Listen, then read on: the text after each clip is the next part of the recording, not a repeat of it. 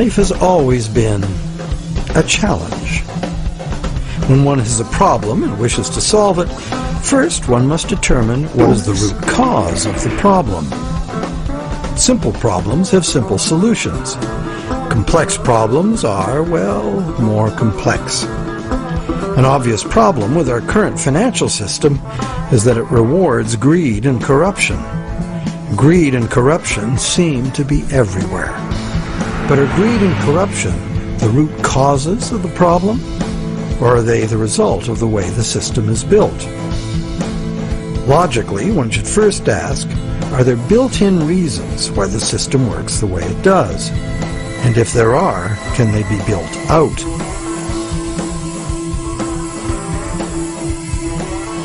Some say the basic reason the system is unstable and leads inevitably to corruption is the charging of interest. As explained earlier in this series, in our current bank credit as money system, the principal amount of a bank loan is simply created from the borrower's promise to pay back the principal plus interest in money. But the money to pay the interest is not created.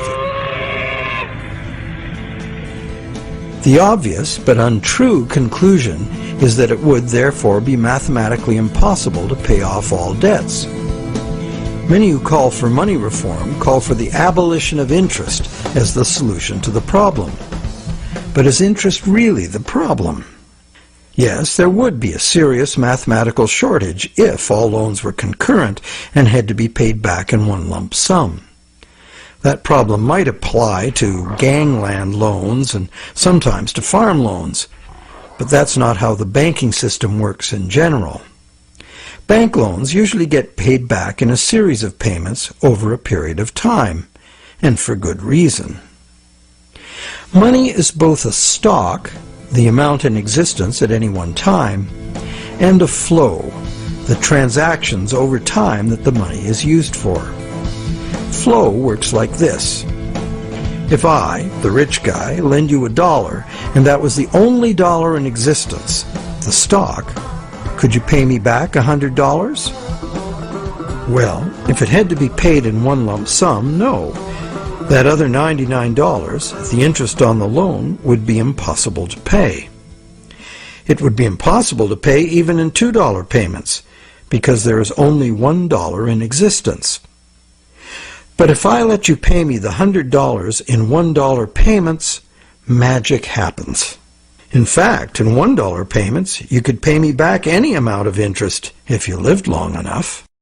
The only condition required to make full payment of a $100 debt with only $1 in existence is that I give you the opportunity to earn or otherwise get that dollar back each time you pay it to me. This is the flow. And by means of the flow, the same dollar can be paid any number of times and becomes effectively many dollars, all legitimately representing the work done to earn them. It is always the work, the real value, that pays the debt and gives the dollar its value, not the dollar itself. The relationship in our example is dreadfully unequal because the man with the money has enslaved the man without it, just like the real world, some would say. But a simple loan at interest need not produce a shortage of money or cause unpayable debt if flow is 100%, as in our example. Flow is the real measure of economic activity. It's much more significant than the stock in a money system, as it multiplies the effective money in circulation. Given that today we use an exclusively debt money system, what is flowing in all these transactions is credit or promises to pay money. This credit is ultimately nothing more than the promises of borrowers to pay this credit back, usually according to a time schedule and usually with interest added. To pay this credit back, most of us will have to work and earn it by being productive. So, therefore, the real value of the money that flows in our economy today is created by our promises of future productive work. We take a loan in order to have something now rather than later. We agree to pay interest on into the future, thus reducing our future spending power, often by more than the amount of the original loan. However, with an understanding of flow, we see that there's no intractable arithmetic problem with the charging of interest. The problem is a social and systemic one. Lenders have neither obligation nor incentive to spend all their interest income so that the borrowers can earn it again and again. In fact, money lent once into existence is lent as existing money a second and a third time in expectation of more gain. The problem is basically one of incomplete recycling. Where money needs to be spent, earned, and used to extinguish the debt that created it, it is instead lent or invested for gain. In other words, money that must be extinguished is, instead, expected to grow forever.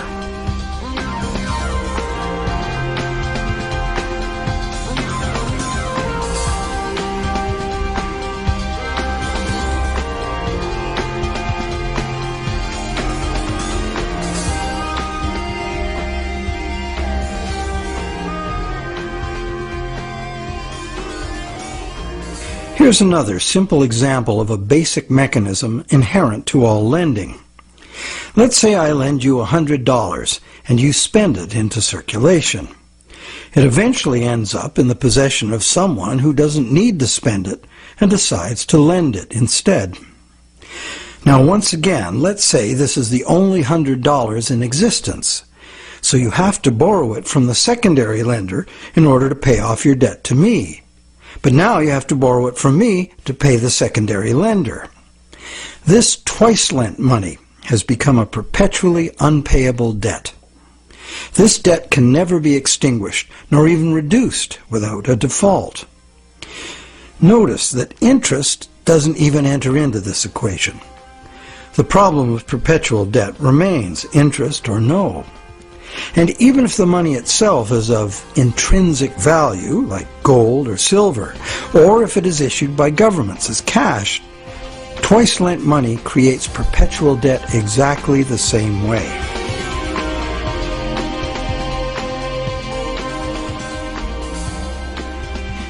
When the same money is lent at interest, several times simultaneously, not only is the debt perpetual, society as a whole is paying moneylenders multiples of the interest rate for the use of the same money.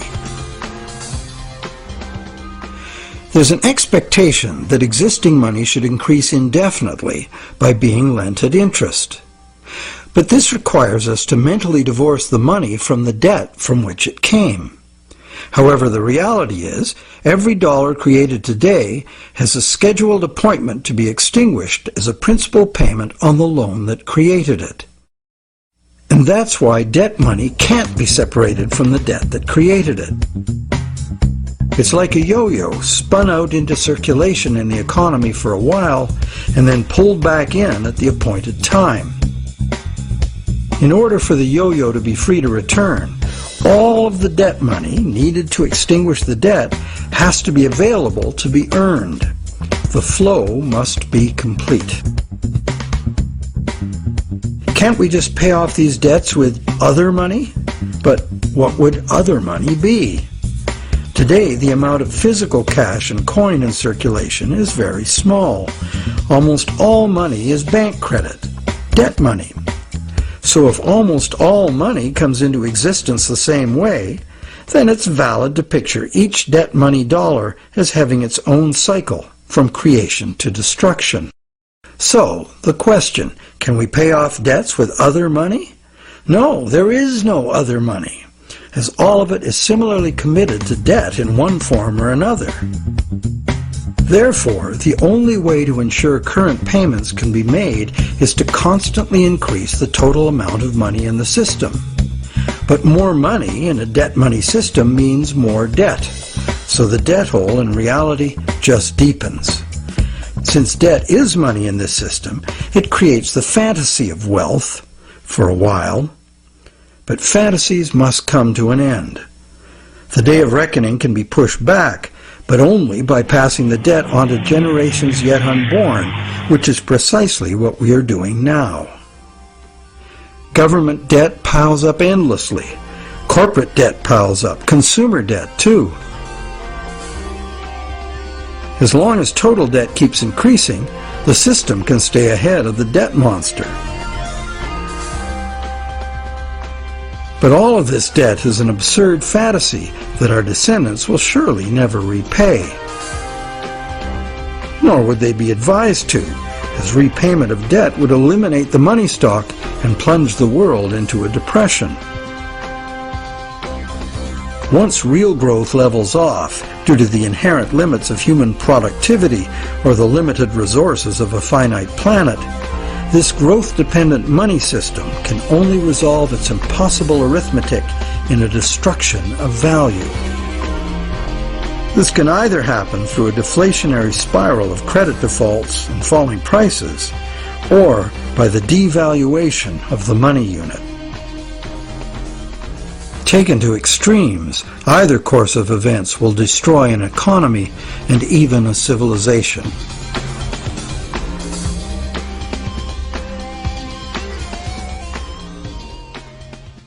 The only other choice is debt forgiveness.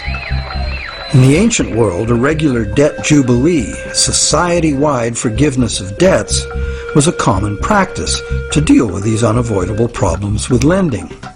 It was considered normal, even by the rich and powerful, that the general good of society took precedence over the rights of those rich enough to be lending money for profit.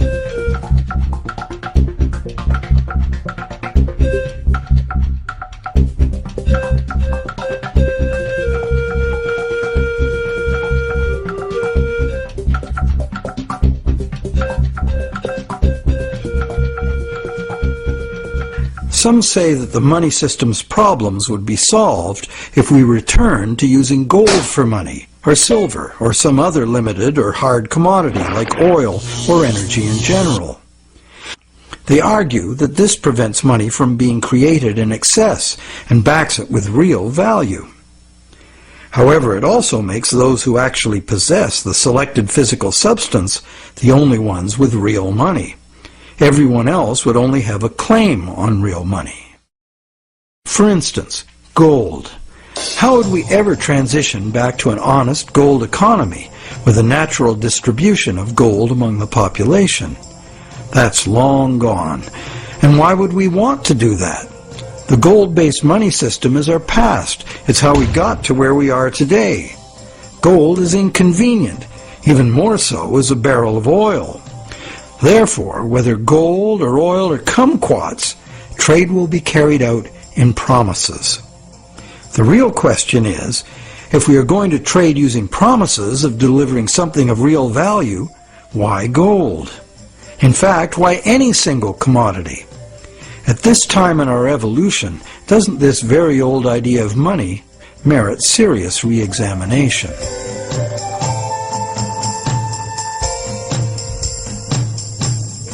It can be argued that our current elastic debt money is backed by real value, every bit as meaningfully as gold.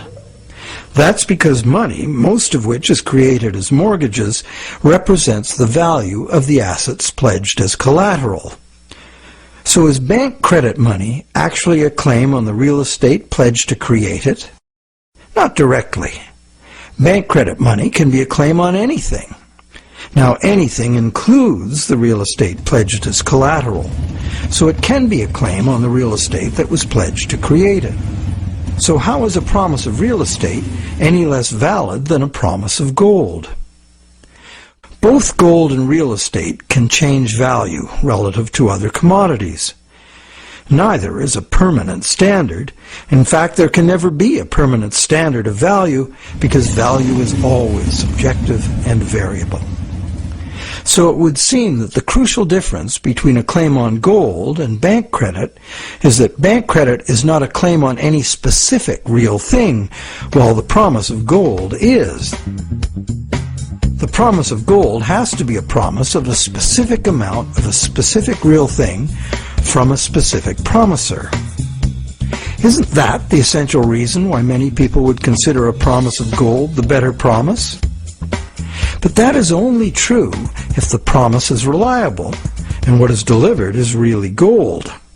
with the discovery that some of the gold bullion sitting in central banks is actually relatively worthless tungsten plated in gold, the whole argument that gold is the most solid, reliable money is shown to be neither solid nor reliable.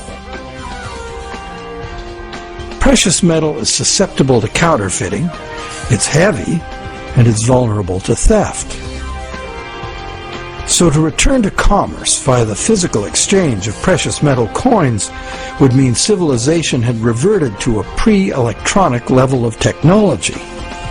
In the absence of such a collapse, the economy would still wind up running on promises just as it does now. So once again, money would only be as good as the promises made, and there would be no need of actual precious metal coins if all transactions were carried out with promises.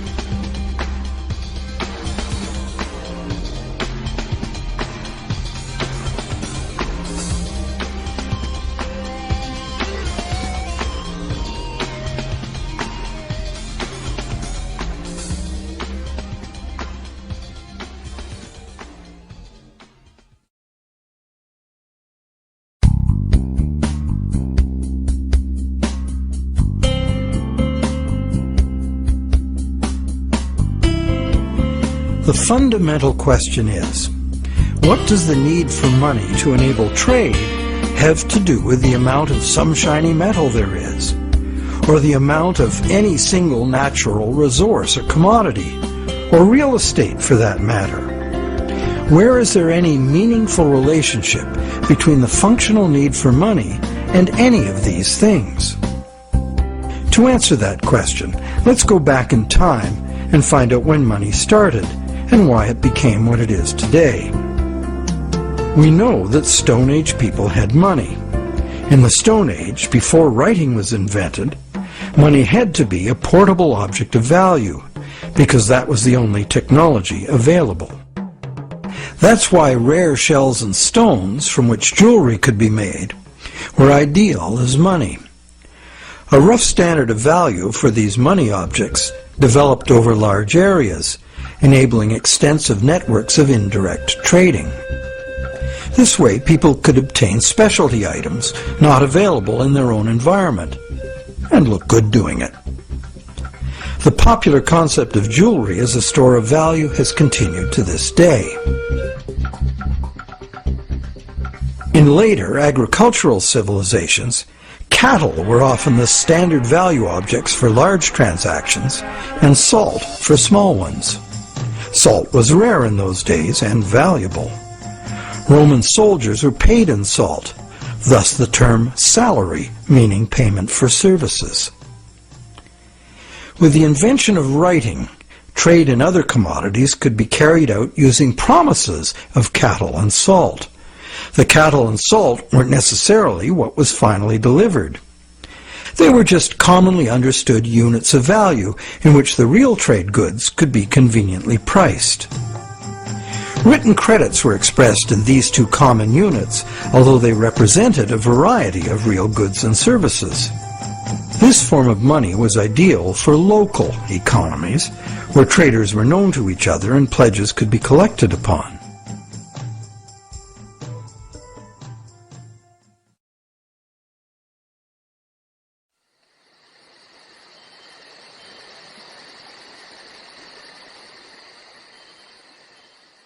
Agricultural surpluses allowed some people to leave the farming to others and specialize in particular crafts.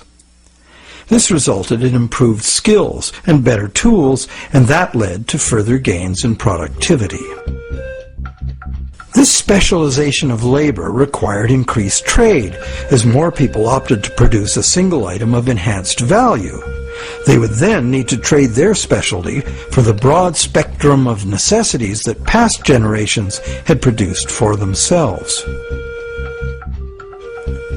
But direct barter was inefficient, so more trade led to a greater need for money. Over many centuries, various forms of money were tried.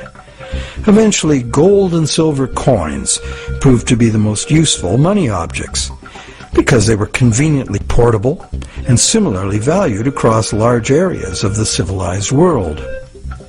They were also easily standardized for weight and purity, and did not require enforcement of value by some authority, nor redemption in goods from someone far away. Thus, for very good reasons, gold and silver became the universally successful international currencies, accepted as final payment of debt almost everywhere.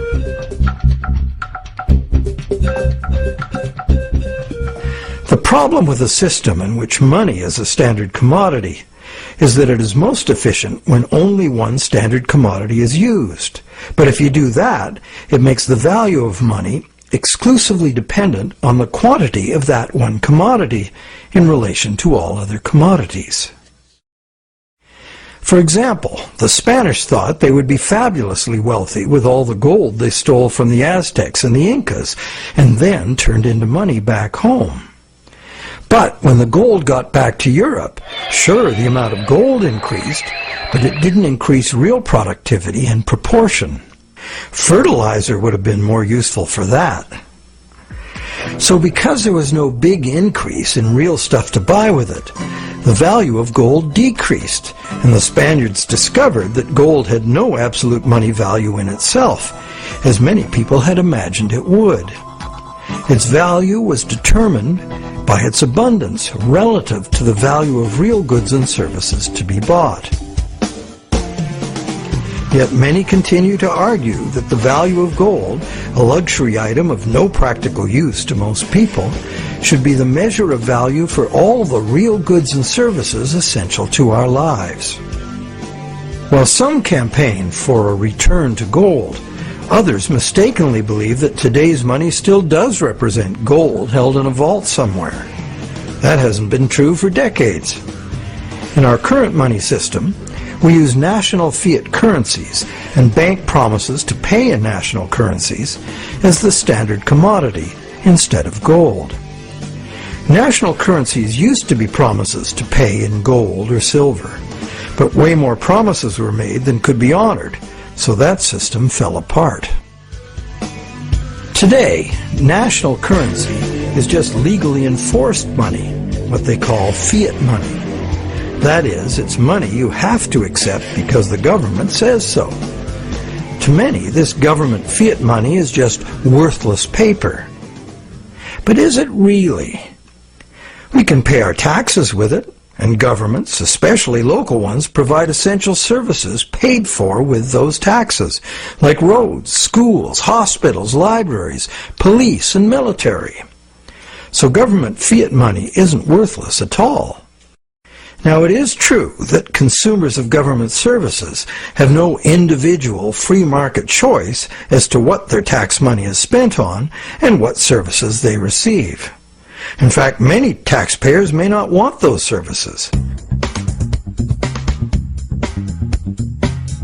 So therefore, this money can rightly be accused of being monopolistic, coercive, and socialist.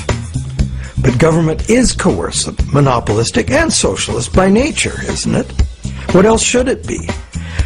Government in a democracy or a republic is ideally a single authority, empowered by society to enforce laws agreed upon by society for its own collective benefit. In a free market economy, government must provide the level playing field of law within which the free market can function. And it also has to provide the referees to enforce the rules of the game.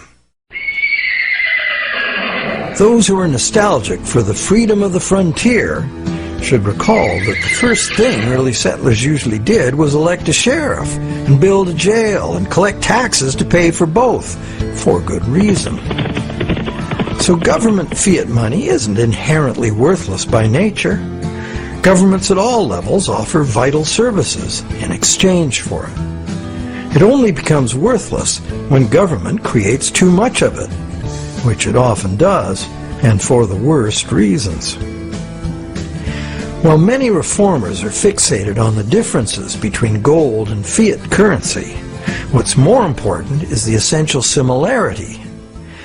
Being single, uniform commodities, gold, silver, national currencies, and bank credit all share the characteristic common to monies for millennia past. The more money there is, relative to the real things available to buy, the less the money unit is worth. Thus, the total quantity of money in circulation is extremely important to maintaining the general price levels.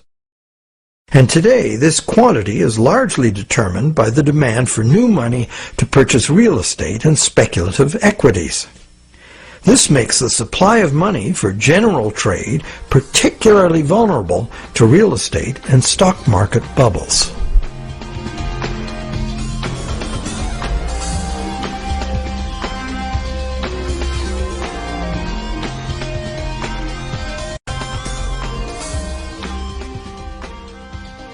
Perhaps the most significant problem with money as a single commodity is its tendency to concentrate wealth.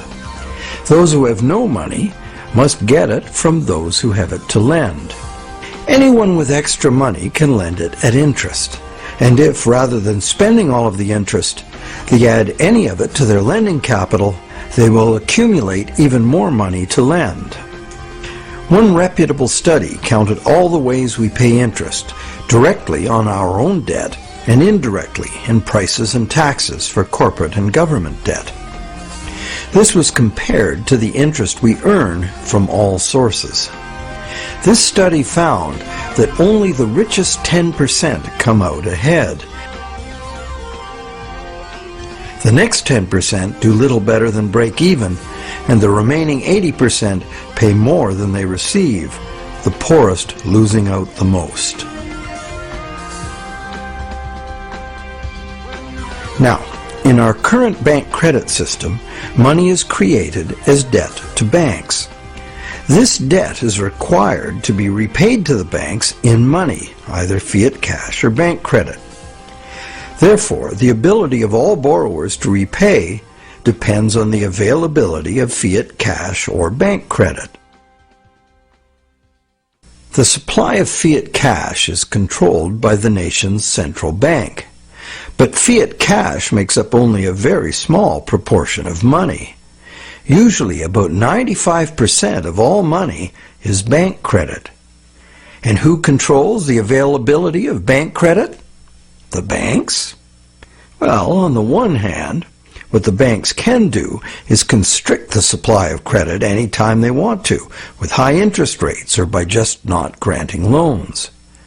On the other hand, the banks can lower interest rates and encourage borrowing, but they can't expand the money supply unless borrowers are willing to borrow. If cautious and reliable borrowers are in short supply, banks must take bigger risks, as interest must be paid to depositors and banks cost money to run. The bank credit money supply is, as they say, highly elastic. And because it's based on the willingness of borrowers to borrow and the reliability of borrowers' credit, it is vulnerable to both rapid expansion and drastic shrinkage. Also, everyone is legally obliged to pay in money. Now, money in reality is just an accounting of debt, and accounting follows strict rules, so the whole situation is governed by inflexible numbers. That's why a sudden shrinkage in the money supply caused by some defaults has the inevitable follow-up effect of causing more and more defaults, and even more shrinkage of the money supply. This self-reinforcing downward suction leads us into economic collapse and the economic and social absurdity of unemployed, dispossessed people camping outside their empty, vandalized homes. And what does the government do about it? It loads bankrupt taxpayers with astronomical fantasy debt that will never even be reduced, never mind paid off.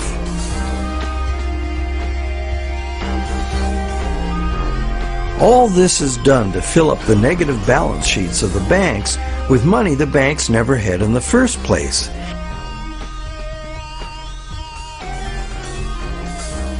And then they use it to pay themselves obscene bonuses. Life is good for those who know how to play the system.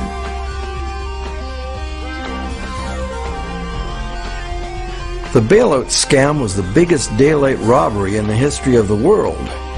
So far.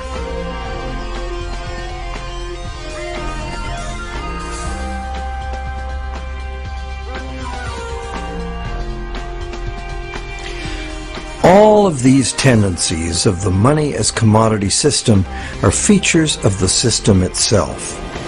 The greed and corruption comes in as those who understand the system profitably surf the inevitable waves of boom and bust.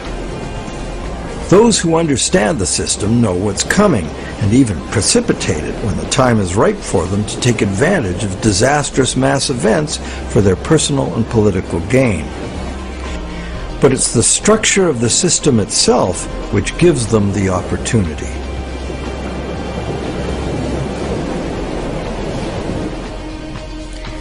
And they have taken this opportunity over and over again since ancient times.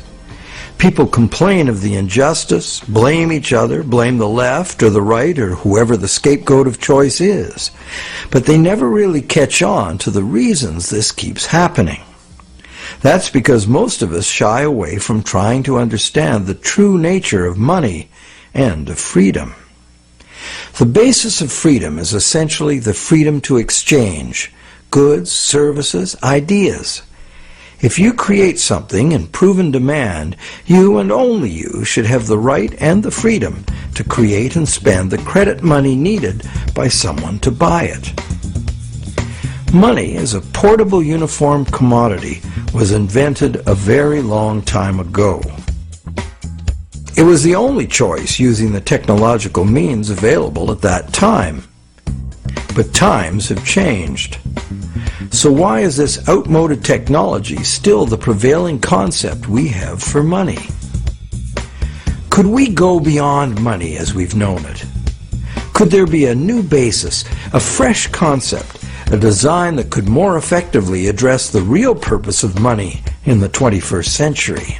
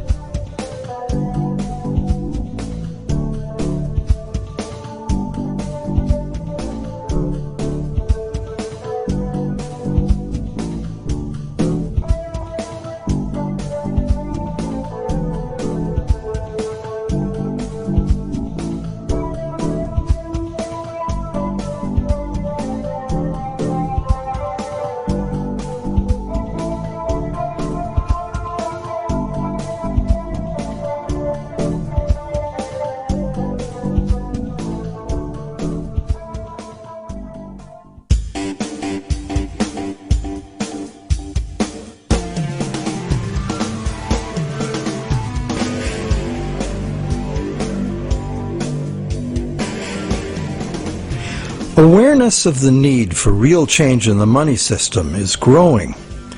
But what direction to take? What exactly is the problem, and how can it be solved? The safest and only real choice, many people argue, is to return to gold, or a gold standard, because this worked for millennia in the past. But gold itself is impractical for transactions in the modern world. It was impractical centuries ago, which is why the promise to pay gold system developed. And so it is certain that, in practice, transactions would be conducted in promises to pay gold, not gold itself. Thus, the promises to pay gold money will only be as reliable as the promises. So in reality, it isn't the gold that makes the system work, it's the reliability of promises. Would they be reliable promises? Maybe. But what we would be using as money would be like the old goldsmith's promises, made in the knowledge that only rarely does anyone ever ask for real gold. This was the problem with the goldsmith situation. The real gold was seldom claimed, allowing fraudulent promises of gold to be made and used as money. Why would history not repeat itself if all the same elements remained in place? Another thing, what most people say they like about the gold system is that promise of gold money is a promise of a specific amount of real value. Now this is an odd idea, given that the vast majority of us have no use for gold, so how much real value can it have for us? Wouldn't a promise redeemable in food, clothing, or shelter be much more real? People also like the idea that gold is just gold, doesn't need a government to create it. However, it does need miners. In a gold money system, mining discoveries, jewelry making, industrial use, hoarding, and counterfeit bars of gold-plated tungsten would all influence the money stock. What on earth does any of that have to do with the need for money for trade? Lastly, gold as money is a single uniform commodity, manifesting all the inherent mathematical defects of lending demonstrated in part 1 of this movie. Being a coin with intrinsic value doesn't make any difference. A lot of gold and silver's appeal comes from a belief in an oversimplified version of history. People assume that coins were invented to standardize the inherent value of the metal they contain. This is true, but right from the beginning, some of the earliest coins were created based on a diametrically opposed idea. This was done because the rulers at that time foresaw the inevitable negative consequences of using limited supplies of precious metals as money. Therefore, they chose to avoid that route. Instead of precious metals, these rulers struck coins of iron or copper and defined their value by decree. What's more, these coins by decree were heated and dipped in vinegar, so the metal they contained would have no intrinsic value. These coins were in fact the original and true fiat money. They were merely tokens of value, money created by law and enforced by the ruler's authority.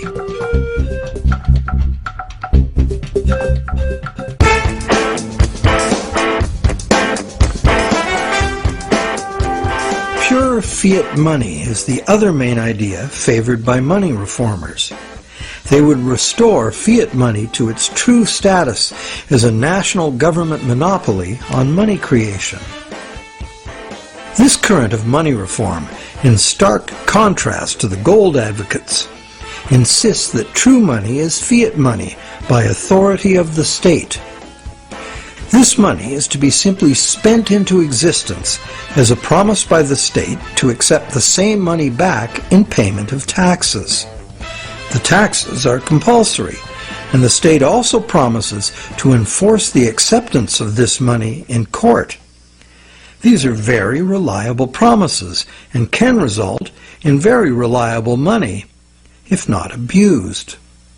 The problem these fiat money reformers have with the current system is that government has given away this power to private bankers and is now borrowing at interest money it could create itself with a few keystrokes, just like the banks do. This results in a massive unpayable national debt on which interest will forever be paid. This ever-growing national debt expands the money supply when new money is created by the central bank to buy more government debt. And the interest burden passed on through taxes adds to the cost of almost everything we buy one way or another. In contrast to money being created as national debt, fiat money, simply spent into existence, would save the taxpayers immense sums of interest. It would free future generations from impossible debt, and it would forestall the tendency to inflation because the money supply would not grow forever with the national debt, as there would be no national debt. In the fiat money system, taking fiat money out of circulation by means of taxes preserves or restores the value of the remaining money in circulation. Not taxing it back sufficiently would devalue it. Understanding the proper use of government fiat money is a revelation. If you can charge prices or taxes for something in the future, you can issue that much new money now, because it is your valuable services to others and the reliability of your promises that create the real value of any money. The government can honor its promises to accept its money back in taxes, and it will make your debtors pay you in government fiat money if you take them to court. These are good reasons why government-issued money works now, and why it would work if governments just self-issued this credit instead of borrowing it from banks. But in this pure fiat money system, the money supply must still be determined by central authority. Therefore, the money supply is still limited, monopolistic, and managed from above. They have the power to create money, and you have to get the money from them. They also have the power to create way too much money and spend it on wars and other unproductive activities without the approval of those whose productivity gives that money its value. In the current system, these inflationary debts are now beyond absurd, threatening to crash the entire system and drag the whole world into chaos. To save themselves, governments are now laying impossible claims upon the productivity of generations yet unborn, a truly hopeless cause given the overall world situation. Witnessing government performance to date, many people believe that returning the full power to create money to corrupt, incompetent politicians would not only fail to solve our problems, it would be the height of insanity. It would really all depend on the quality of the people in government. Fiat money reformers believe there would have to be a substantial revolution in government to wrest this power back from the banks. Therefore, they believe it would be reasonable to expect that honest and competent people with a sincere concern for the public good would be in charge. But good guys or bad, we would still be dependent on some distant someone else to maintain the value of our money. And they would have 1,000 pressures and temptations to enrich themselves by not doing so. And like gold as money, government fiat money is a single uniform commodity, manifesting all the inherent mathematical defects of lending at interest and twice lent money. Once the government creates the fiat money, and it goes into the banking system to be lent at interest, the problems created in the current system will continue as before. So, this pure fiat money idea might be very useful in rescuing governments from their own hopeless financial positions, and it is a limited example of the self-issued credit principle being advocated here. But pure fiat money would not address the root problems inherent in the math of lending, unless the principle were expanded beyond government. Advocates of pure fiat money like to claim it is money created by law, as if it were independent of economics. But if new fiat money were just spent into existence year after year without being removed from circulation as taxes, it would become worthless. What these fiat reformers tend to ignore when quoting history is that in ancient money created by law systems, the prices of critical commodities were also dictated by law. In fact, the value of money was defined by the ruler as so much of a certain commodity. Charge more or less for the designated commodities and it could be off with your head. Today, price controls like this could only be achieved in a self-isolated and totally bureaucratically controlled economy like Soviet communism. In a free market global economy, money created by law is bound by the same laws of supply and demand as any other single uniform commodity money. In other words, pure fiat money in a free market is an illusion. There's no such thing.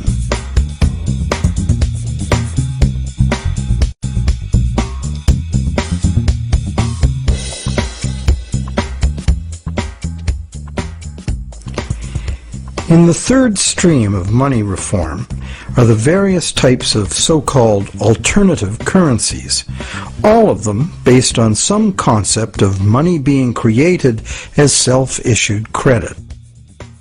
Many examples of such systems exist today all over the world. Some are very successful business-to-business barter networks in which businesses create product credit money to use among themselves, independent of banks and government, and usually interest-free. Such systems are tolerated, and in Switzerland the existence of the Weir system is generally credited with stabilizing the banking system by expanding when the conventional system contracts and vice versa. But in the past, when they became too successful, alternative currencies were usually suppressed by the banking system or even outlawed by government. So, active suppression is the most significant external problem.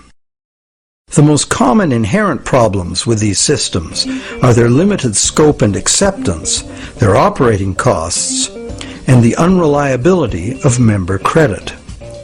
What the conventional banking system provides, worldwide reach, affordability, credit checks, and debt enforcement, are the necessary services that are usually inadequate or prohibitively expensive in the alternative systems.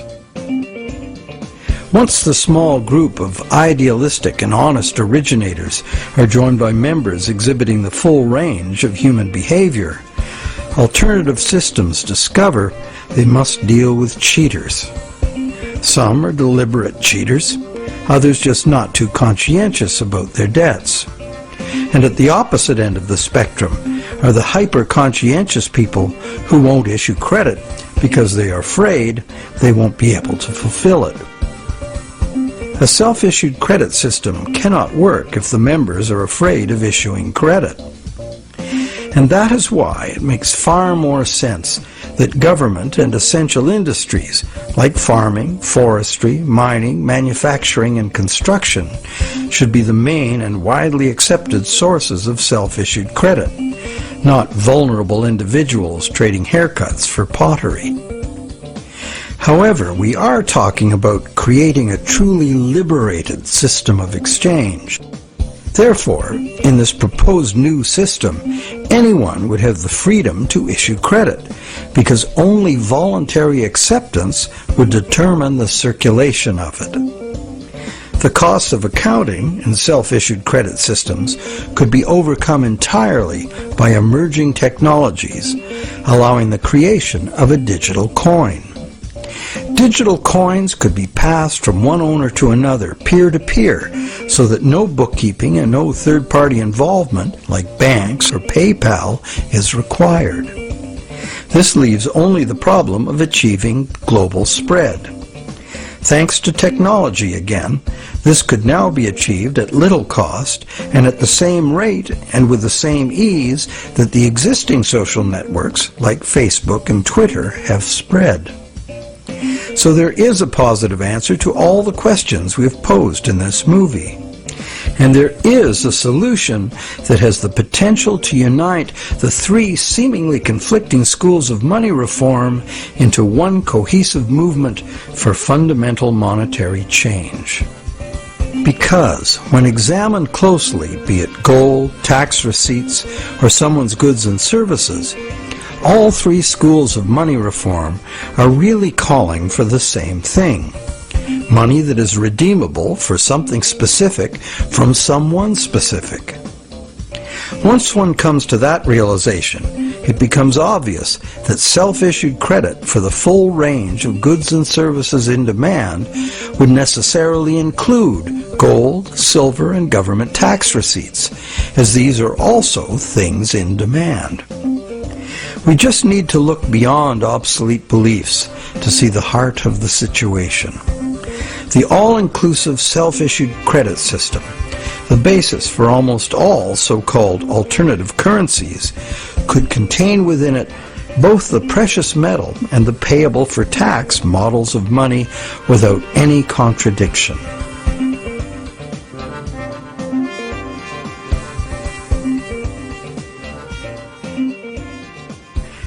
Money has both religious and social histories that are fascinating and go well beyond just the need for trade. But for our practical purposes in this presentation, money is the invention that overcame the limitations of direct barter. Money is, therefore, a technology, a way to solve a problem.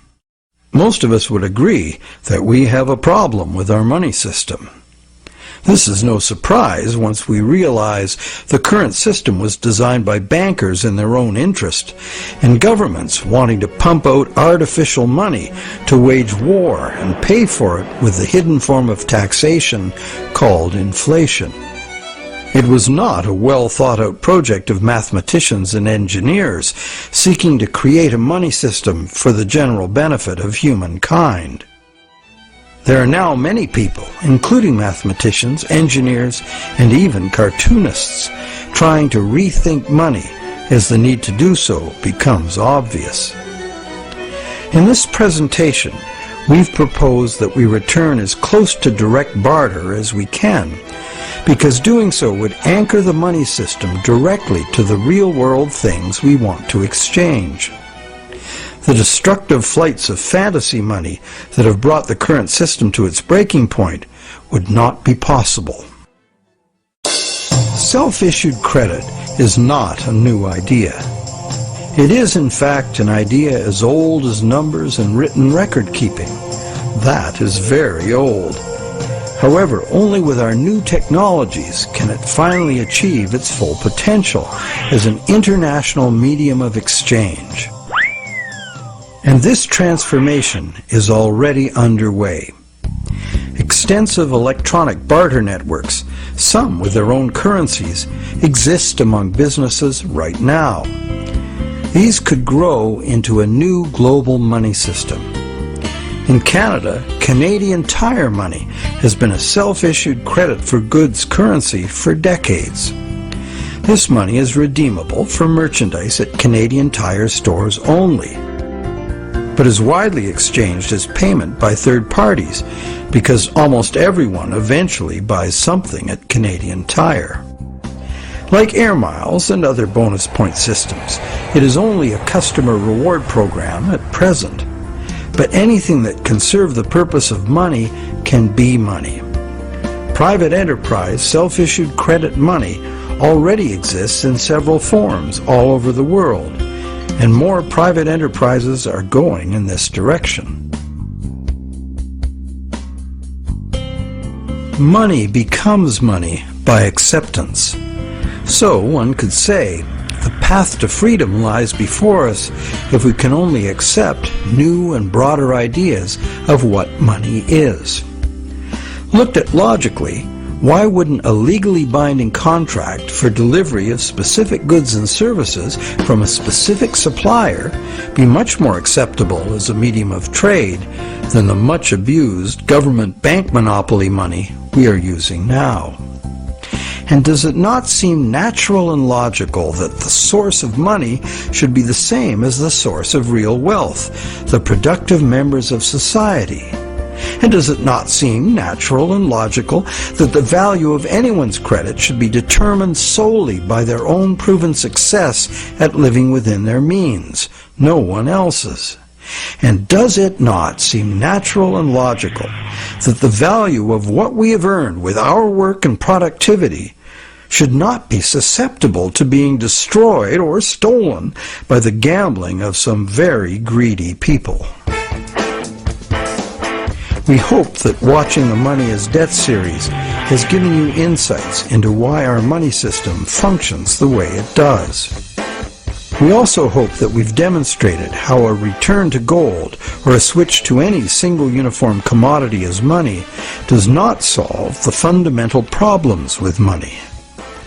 Manipulation of single commodity money has milked productive people of their life energies and prosperity for millennia. That this predatory wealth extraction system could soon take the form of a single global bank emerging as an unaccountable big brother world dictatorship should concern everyone. We hope you're encouraged to do your own thinking about money, a subject that has been ignored and misunderstood by the public for much too long, to our great disadvantage. And, not to criticize without offering an alternative, we have, in this final movie of the series, offered a comprehensive and detailed picture of how a radically new economic system might work if interest-bearing product vouchers were the medium of exchange, thus eliminating money as a commodity in itself. Instead, money would be a global measurement unit like minutes, meters, and tons. The existing physical situation on this planet is not sustainable, and the number one technical obstacle to doing anything serious about it is the current growth-addicted money system, which is itself unsustainable. The crisis is upon us. If you'd rather think about solutions than despair about the problems, think about taking back our money power with self-issued credit. Join with others who realize the need for radical change and spread this knowledge and understanding as fast and as far as you can. The masses of people must take upon themselves the responsibility to wake up, realize our power, and create something better.